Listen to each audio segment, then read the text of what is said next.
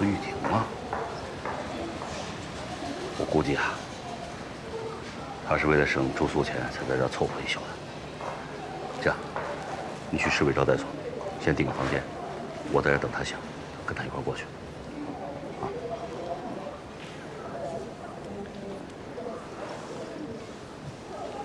哎，玉婷，玉婷，玉婷，福军哥，福军哥，哎呀，我做梦都没有想到在这我碰到你呀！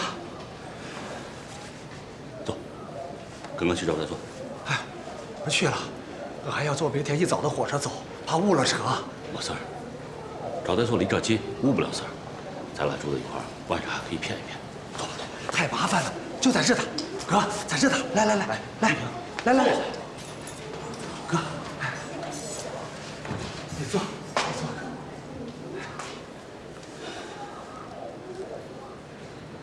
玉婷啊，你咋到这儿来了？哦，做点小生意。给谁干？给基地干还是给你个人干？我是给自己干。那你出来了，家里的地谁种啊？让我婆姨兜着的，所以我出来做生意嘛。现在新政策不是号召大家做生意吗？你做啥生意？啊6、7岁妈的。好，你不说，我就不问了。但是我提醒你啊，绝对不能做违法的生意。你放心，我不会的。啊，夫君哥，你这是要到什么地方公干的？不是公干，我这次回原西来啊，是想把小霞送回来安葬，一直没有找到小霞的遗体，他妈很想她，我就把小霞生前喜欢的几件衣服捎来，拿过来安葬，这样让他妈好有一个寄托来世的地方。小霞的事呀，家里都听说了。小霞是个好女子，夫君哥，你看开点吧。不说这个了，家里咋样？我哥、少安他们都咋样吗？好，都好着呢，都比我好。这叫啥话？啊？夫君哥，以前我孙玉婷是什么事？常是站在人面前的人嘛，工作上常是先进，给双水村啊赠了1墙的奖状和锦旗。大队、公社、县上的领导，哪个不看重个孙玉婷？想当年，我是常坐主席台的人，可而今呢，我都像个讨饭吃的一样，沦落到这种地步。你是不知道，以前餐馆开会路过这些地方，就像上宾一样，住着带澡堂子的宾馆里，和现在的住在候车室的地板上，连条狗都不如。田书记，房间安排好了，晚饭也订好了。好。像玉婷这样出门在外没有着落的农民，茫然需要引导的农民有多少人？还有很多。你给黄源地委打个电话，告诉他们，明天早上我就要跟他们开会研究如何安置这些农民的问题。那你女儿的事儿，农民的事情要先解决，把他们安置好了，他们就不至于这样在火车站没有着落。夫君哥，你这样一个大干部，为着一个火车站的农民，先放下自己家里重要的事情不管，感谢党，你真是当的好干部呀！好，跟我去招待所，先睡一晚上，明天再走啊。哦，走。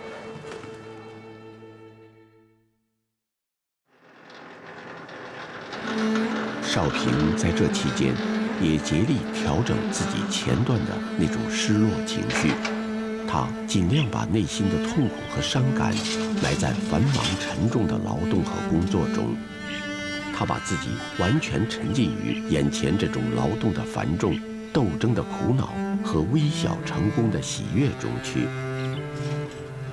是啊，当他独自率领着一帮子人在火线一般的掌子面上搏斗的时候，他的确忘记了一切。我刚从矿上回来，听了他们的统计报告。你也知道你们二班现在出霉率是排第几？我不知道，没算过。他娘的，又是个第一！来，抽根烟，给。哎呀，不抽拿上吗？哎呀，你小子不光是能打架，而且脑子里弯弯绕也不少，是个当官的料啊！局长啊，这话我可得纠正你。在我看来啊，我这个班长跟部队上班长一样，这不是个傻官，最多算是个上等列兵罢了，也一样要在最激烈的前线冲锋陷阵。用咱们的话说，就是带头吃苦，带头牺牲嘛。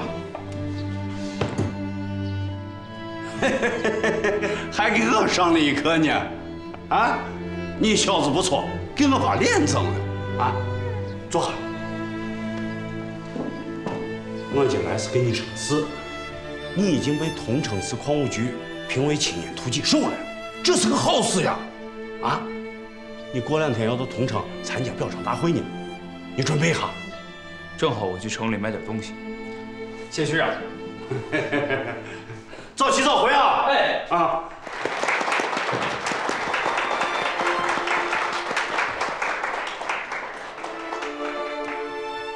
祝贺你！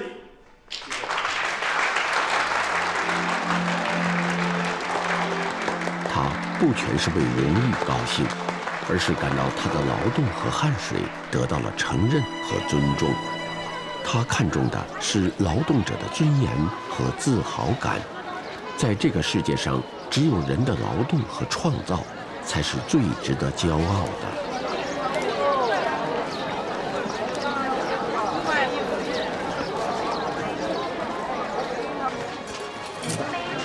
同志你好。你好，你好。那把包帮我拿一下。好嘞。谢谢。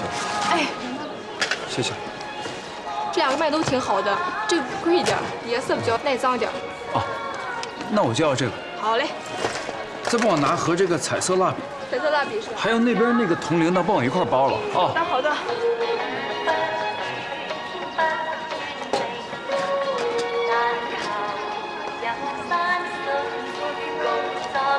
买起来了。啊。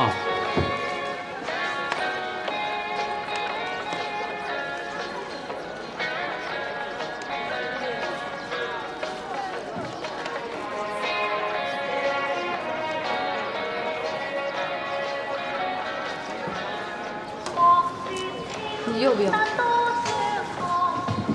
要，我要喝这个。贝多芬的田园。好的。妈跟你说了，妈去不了。咋了？这是啊？明明过来。怎么了？你说说啊？他说下午学校开什么运动会，其他小孩的家长都要去喊加油，硬缠着让我去，可我下午要上班。你不会请个假？人家小朋友都有人喊加油，就我没有。好了，我们不哭了。来，过来看看叔叔给你拿什么来了啊！来，你看，书包。喜不喜欢？看看这书包里有啥？看看里边。彩笔，我最喜欢的彩笔。哎，最喜欢的，这还蛮玩的。还有呢，你看，这是个啥啊？小铃铛。小铃铛是给小黑子的。你又管他，这孩儿已经被惯坏了。你又说我坏话。你学别人家的小孩啊，人家咋就恁懂事儿嘞？不像你。你咋不学少平叔？少平叔咋对我恁好嘞？不像你。哎呦，这孩儿还会跟妈妈顶嘴了？不许顶嘴啊！去，给小黑子把这铃铛系上。去。哎呀，这开运动会嘛，我去就行了嘛。那不行，你去像啥话呀？人家都是爹妈去喊加油哎。就是喊个加油，我咋不能喊了？没事，我去啊！明明咋样？这小铃铛系上没有啊？来来来，小孩子不听话是不是？来，少平叔叔来。哎，系上了吗？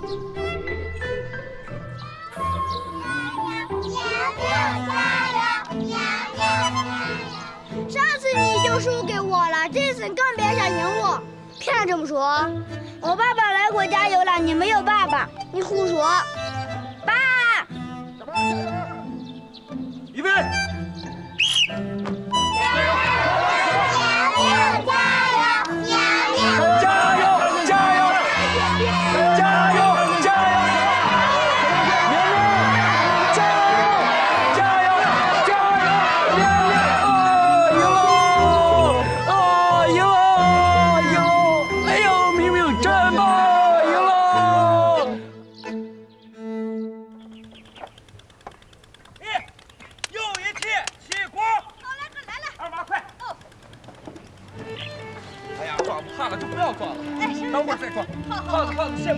好嘞。哎呀，少该呀，少该呀！真是没想到，这个王满爷现在在火房里真是干得没劲呀！除了烧火切菜，竟然还学会了蒸馍馍。这馍蒸熟了没有啊？你尝一个。啊？好吃不？行。哎呀，这时候吧，不知道是从什么时候开始，咱就能吃饱饭了。从这个黑面膜到黄面膜到这个白面膜，可不是嘛！现在咱们村是家家顾新瑶，个个都像你一样拼命。少安，少安，少安！哎呀，不知道是好事还是坏事。哎呀，又干了！是要逼着我呀，还是要火嘛呀？这都现在不开这个说话。你可真能的哦！好像是说有个叫胡有和的人过来找你吧？胡有和哦，少安，咱农民啊，不能光满足办什么小厂子，咱应该干更大的事。别看现在政策给咱们放宽了，其实啊，咱们这些土包子农民，在这社会上没上地位。钱赚到一定程度，拿一把票子，我这也没啥滋味。不是有和，你跟我说了半天了，到底你是要说什么啊？咱要出大名，干更大的事，叫全中国都知道有你我这样的农民了。让农民出名？对啊，咱们可以参加他文化上的事。那文化上的事，咱一个农民插得进去腿啊？我最近在省台认识了一位导演。谁？导演？哎呀，姓毛还是姓什么来着？我请他喝了一顿大酒，成了好朋友。我们已经商量好了，由我牵头找一些农民企业家出钱，拍电视连续剧《三国演义》。刘备、关公、张飞、鲁智深、曹操，这些人都红火着了。咱俩是演谁呀？咱俩谁也不演。你要是愿意，也入个股。哎呀，这我这点钱还入股？哎呀，钱主要有我了嘛，你多少出点，在电视剧后面挂个名字，这样全中国就知道你了嘛。你要是愿意，我现在就带你去省台见见这位导演，咋样？去省里啊？对，省里。呀，那个的少平在的他，我可以看一看他去。我跟你去。走走走走，我现在就要司机开车，咱们现在就走。走。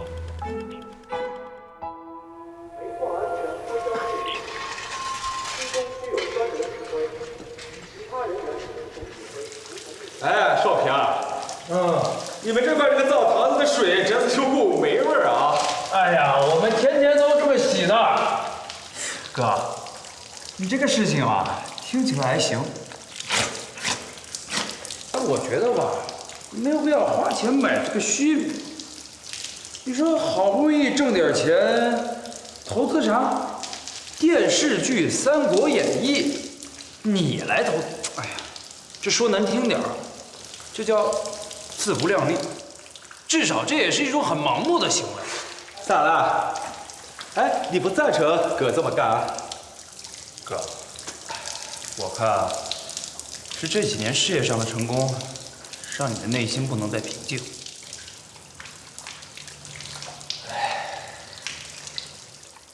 其实你已经为家人很负责任了。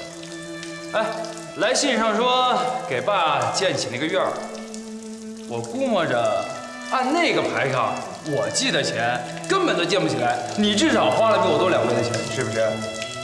我还听说啊，你最近把姐夫也拉到砖窑里去了。是。哥，有些事情没有人能做得比你更好。其实啊，我刚听说拍电视剧《三国演义》这个事啊，我也觉得新鲜。主要是啥呢？这忽悠和这个面子吧，我有点过不开。再加上我想啊，你说投资拍这个电视剧，要是赔一点就赔一点钱。现在社会上没有这个好光景，那我也赚不了这么多钱吧？赔一点是应该的。你这思路完全正确。咱们既要活得富裕，又要生活有意义。那你这钱也不能乱扔啊！哎，啥叫乱扔啊？这万一要是赔不了钱，还赚下钱，不是更好吗？赚钱？哎，你说你啥都不懂，你也想赚电视台的钱，可能吗？你要有这1、2万块钱，你扔给电视台，你还不如为咱双水村干点啥事情，是不是？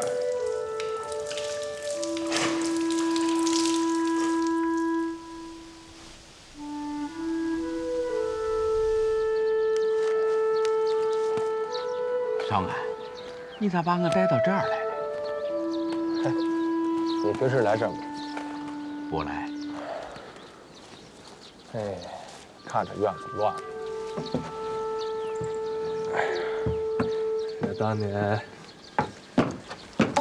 口口声声说要造福双水村，所以我今天让你来看，就是要跟你说一件大事情。哎，你不会又要让我搬家，又要让我看太阳从西边出来？你不要再提这个事了，不要再提，好吧？你提这个事，我心里羞愧了。羞愧啥嘞？别人不敢做的事，你少安敢做呀？今天我要跟你说这个大事情，不管干不干，不干不能行。那你说，先帮我把这个篮球架扶起来。来，来。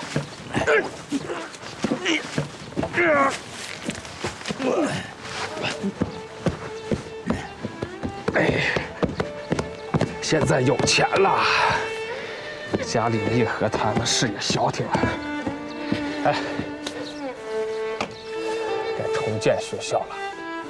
重建学校？对着嘞，重建学校，让村里的娃们跟饲养院那个临时教室永远告别，得让娃们到好的环境里去读书，这是个大事情。哎，我跟你说，这事啊，我全力支持你。不过，我听说你把赚下的钱要往三国里投。哎呀，这个事不要再提，不要再提啊！少平说的对着呢，二哥，你这1、2万要是投到电视台的电视剧去，那还不如把这个钱拿到一起，放到村里办点事。我觉得对着呢。你说这双水村是我生存的世界，我孙少安这一辈子的苦难、幸福、屈辱，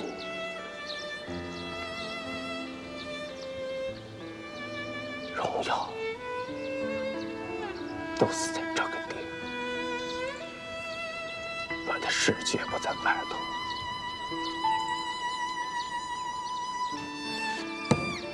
在这躺。行，我马上动起来。这儿也是我的世界。对着嘛，对着嘛。这2万块钱要是有剩余下来的钱，我是这么想的，给娃们那个奖学金什么的，知道不？就是谁要是考上高中或者大学，就奖他一部分学费。啊，好，我也估摸着这个旧学校啊，这些墙只是裂了一点缝，拆下来，这些石头都可以用啊。关键是啊，得给他们找一个好的小学的英语老师啊。这个农村的娃考不上大学，吃亏在这个外语上。如果好老师找过来，那就 OK 了。哦，是 OK 就是好着呢。哦，那好，那好，如果咱们的娃娃从小就能学英语，那升学率一定大大提高啊！哎，那就是大大的 OK 了。OK， 哎，师傅，你看看，这开学了，开学了，你看看，开学了。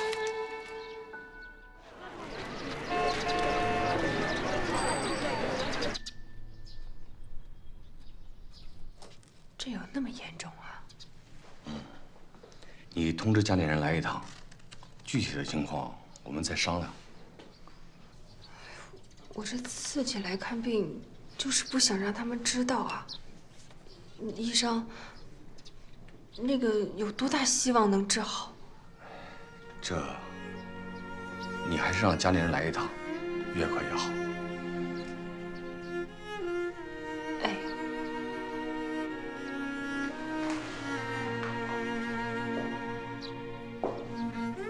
秀莲不知道该怎么开口跟家里人说她的病情，尤其是对她亲爱的少安。她难过的不是过了几天好光景就得了这样的病，而是因为不能携手和少安走向幸福的未来。我一坐在这他，就能想起好多事来。从小时候一直到现在，这个生活就像一辆大马车，我就驾着这个马车，在这黄土阁牢里半辈子了。那咱后半辈子，你驾着马车，继续在这黄土旮旯里过。现在这是腰板硬了，不一样了。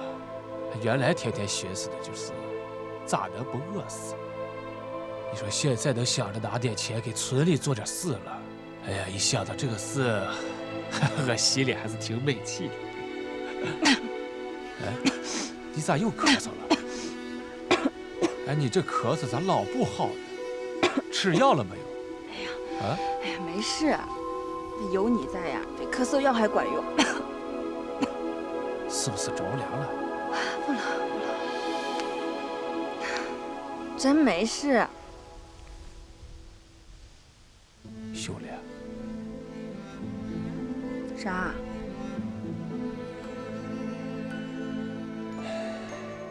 就是这几天熬苦，真是给你身子累垮了。哎，有一点啊，明年暖和了，不管你愿不愿意，我必须带去黄原到省城把这个病看了。再说吧。哎，你跟我说说，你自己感觉你身子到底咋样？哎呀，我好着呢。你说这好事一桩桩来，我还等着看你闹事呢，我咋能有事儿呀？是，这就对了嘛。哎呀，你可不能有事啊，你得看着我啊，像原来那样，咱得把这日子再红红火火的给闹起来，啊？嘿，到时候咱俩得精神抖擞的跳上新生活的马车，咱俩就坐在车辕子上啊，到时候好好吆喝起来。哟，走！哎，你不能有事啊！不能有事，没事。咱得继续往前走。哎，得往前走。哎呀，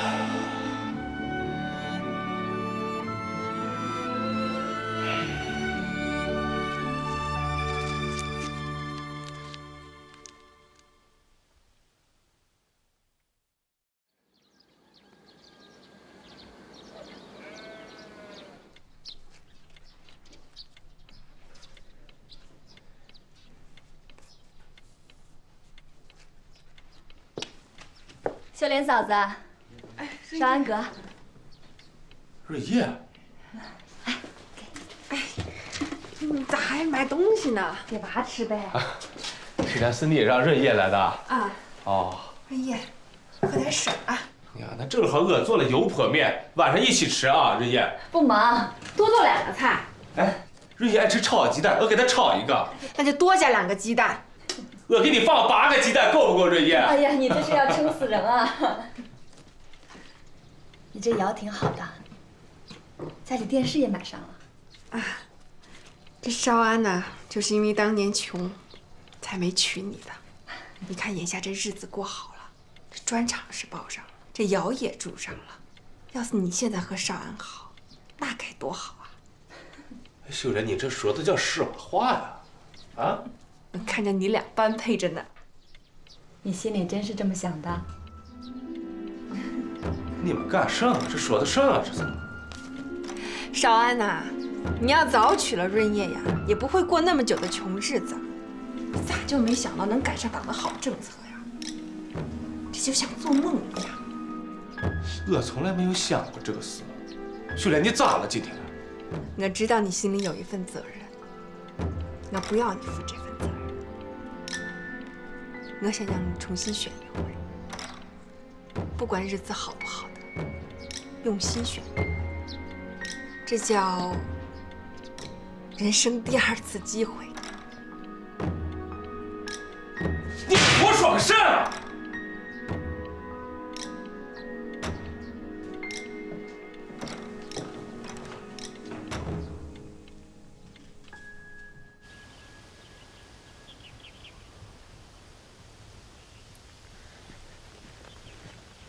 这个黄土地还是这么美。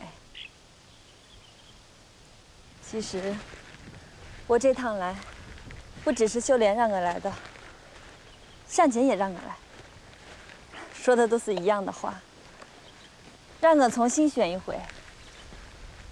向前这样说？对了，我去年生了个儿子。我知道，是叫乐乐啊。官名李乐。说实在的，生了这个孩子以后，我对生活，还有人生，有了更深刻的理解。是啊，这人除了爱情还有生活。哎，一说向前，让你再选一次咋回事？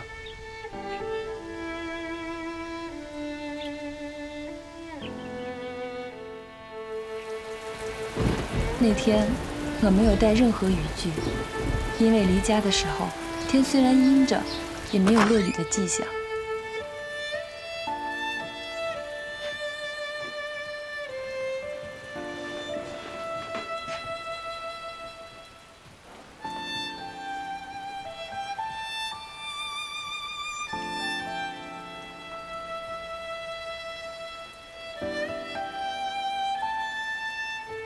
我想换掉脚上又脏又湿的鞋，却怎么也找不到床下我要找的那双旧鞋。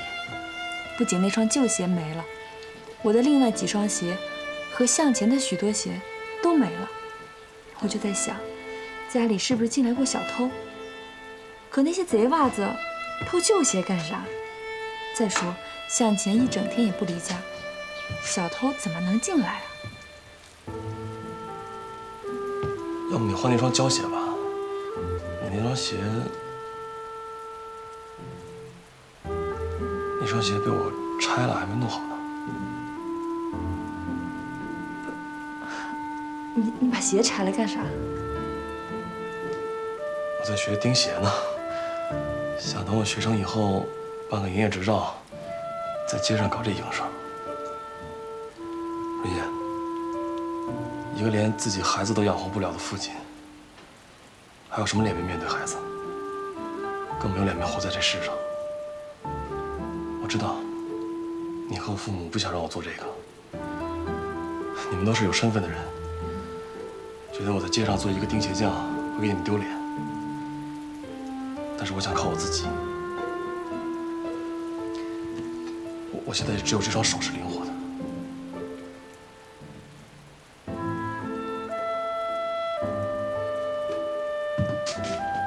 我支持你。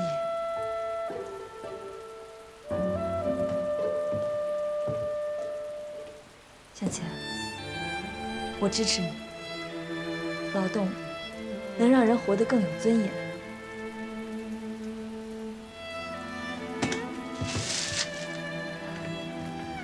我知道，这个劳动对你来说，不是一般意义上的生存，而是体现人生的价值。你放心，爸妈那儿，我去给他们做工作。走吧，让我看看你把我的鞋都弄成啥样了。你要是晚回来10分钟，我一定能给你做好。走。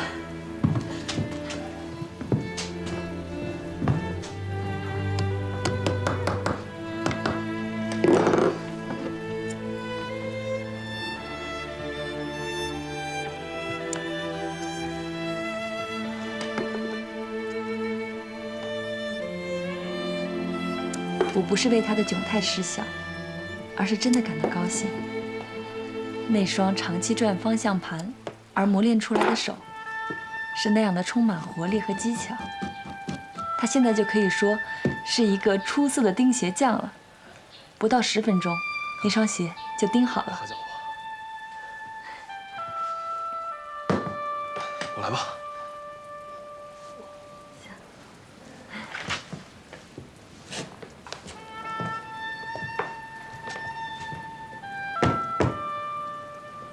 还跟以前一样，挺合脚的。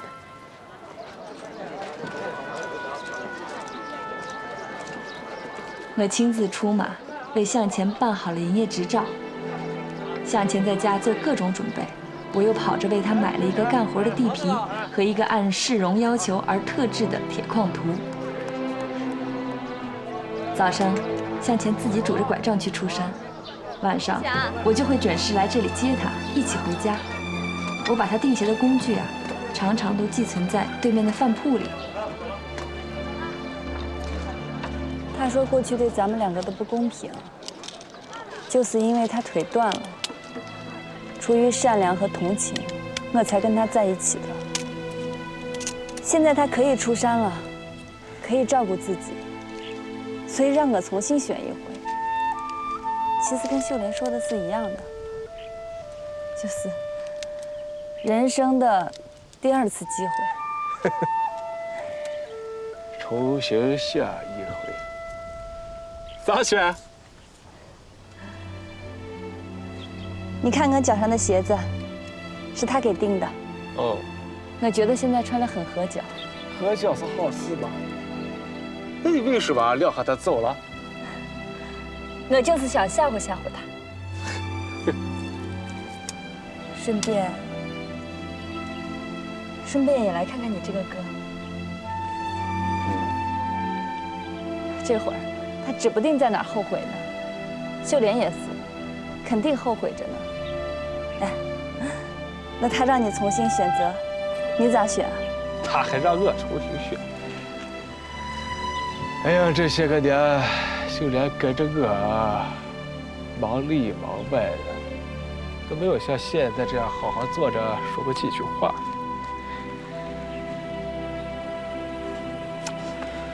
不管是咋样啊，只要是他坐在那他，我这个心里就踏实。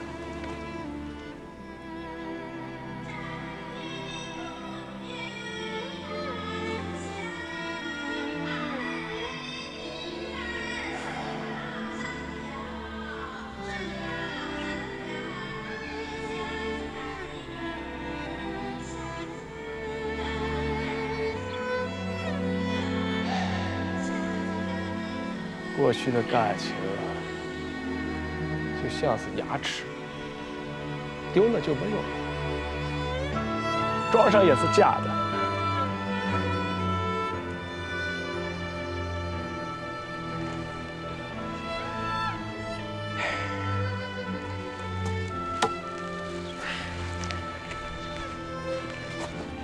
若叶，出山就有希望。我回了，你回吧。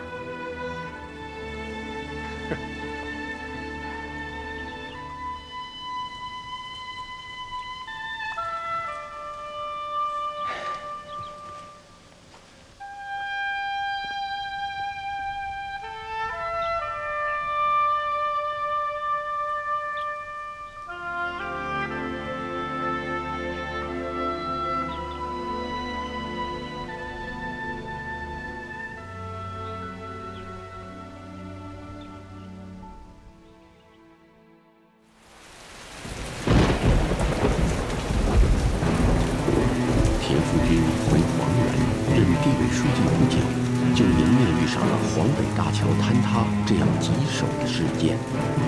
历史遗留和现实滋生的问题堆积如山，可他依旧迎难而上。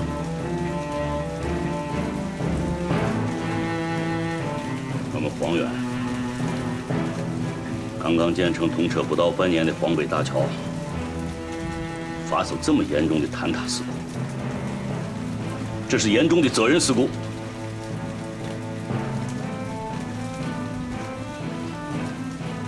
现在救援工作正在继续，各部门说一下下面咋办。走进的铁书记、高专员，你不要念稿子，真重要的说。我们城解决汇总各相关部门的勘查结果，造成黄北大桥坍塌的根本原因，不是天灾，是人祸，主要是偷工减料。我们一定要彻底查清，到底是哪个环节出了问题。我可以武断地说，在黄北大桥建设施工当中，有很多部门存在问题，招标、施工、监理、验收，包括最后的运行部门。如果当初那个部门严格负责的话，不会发生这么严重的坍塌事故。公安局已经将承包商胡永和抓捕归案，正在突击审讯。几位对参与大桥建设的相关部门进行审查。卫生局已协调各大医院腾出床位，紧急救助伤员，力争不再出现新的死亡问题。民政局已经对伤亡家属进行了安抚。我只是一句话，行署各部门要通力合作，做好善后工作。我看，在做好善后工作的同时，地位基建部门要严肃地查处这件事情，无论牵扯到谁，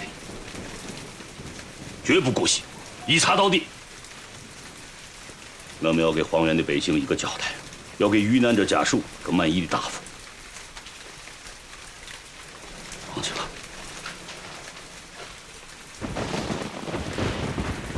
喂，师范，你等一下。师范，田书记正在火头上，你要小心点，别让田书记生气啊。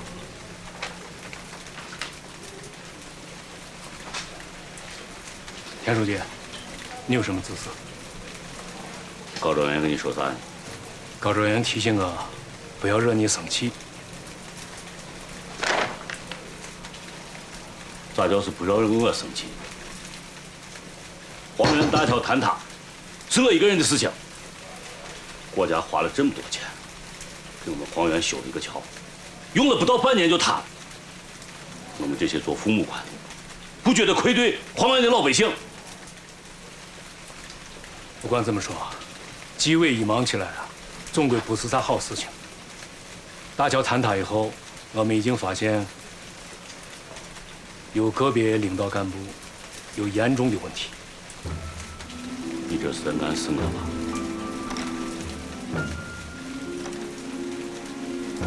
是不是高专员跟这件事情有关系？啊？如果是他的话，我亲自找他谈。田书记，纪委的工作有它的特殊性，他归单位领导，同时又监督单位的每一个成员，包括你自己。该向你汇报的，我一定会向你汇报，但是你也不要问太多，免得让别人抓你的把柄。师官，你这是不是在暗示我身边亲近的人跟黄北大桥坍塌这个事情有牵连？啊？如果是这样的话，你更要坚持原则。田书记，这么多年，搞你的高中心从来就没有断过。中央领导、省上的领导、中纪委、中组部、省委纪委、省委组织部各级都有。我要不是坚持原则，你还能一心扑到改革上？一个人要干点事啊，总是有人要反对的。我不能因为他们告我状，就不干事情吧。石环，我提醒你，在调查黄北大桥坍塌事故的责任一定要快，不能给这些蛀虫任何喘息的机会。我们要让这死难者的灵魂得到安息，给死难者的家属一个交代。好，俺也走了。冯世宽的一番忠告和支支吾吾、遮遮掩掩的态度，让田福军对这件事情产生了很不好的预感。